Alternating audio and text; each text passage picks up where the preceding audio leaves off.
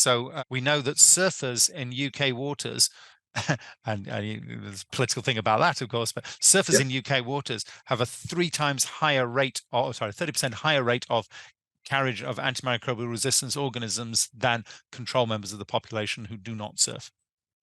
Yep. And that's because the sewage being pumped into our coastal waters is giving them these bugs. And we know that every inhabited continent has antimicrobials in their rivers. You can find them in everywhere. And there are rivers in Brazil where quite literally a pint of water is equivalent to a tablet of antibiotic. Bloody Wow. hell. Wow. Gosh.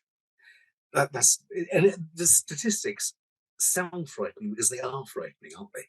Well, what was the statistics? We did an appeal for the Bella Moss Foundation a Mhm. couple of weeks ago, which I'm sure, as we're talking about this, you're familiar with Oh, sure. the educational work that they're trying to do as well, which is obviously the same as you. And what was the figure that we got from the Telegraph? It's something like 10 million? 20 million unnecessary deaths over the next 5 to 10 years due to antimicrobial resistance. Mhm. Yeah. I saw a similar statistic today on those figures, which is one death every 3 seconds. Yeah. Which is just mind blowing, isn't it? It is. Ian's absolutely right. We won't see any brand new antibiotic come out. We'll see bacteriophages or viral infections, perhaps.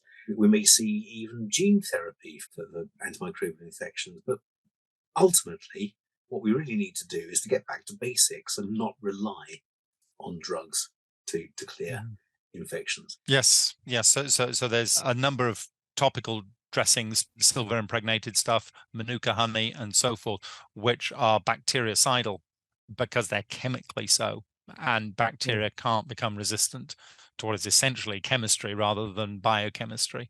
I think it's important to emphasize this is not about telling people not to use antibiotics for bacterial infections.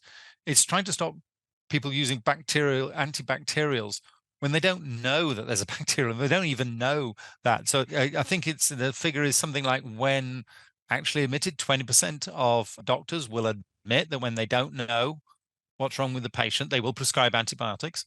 They Yes. don't know, so they try antibiotics anyway. And that's so it's much more about that side of things than saying, no, you mustn't use antibiotics even when there's infections. It's actually making sure that, and when you do use it in the face of infection, using it properly.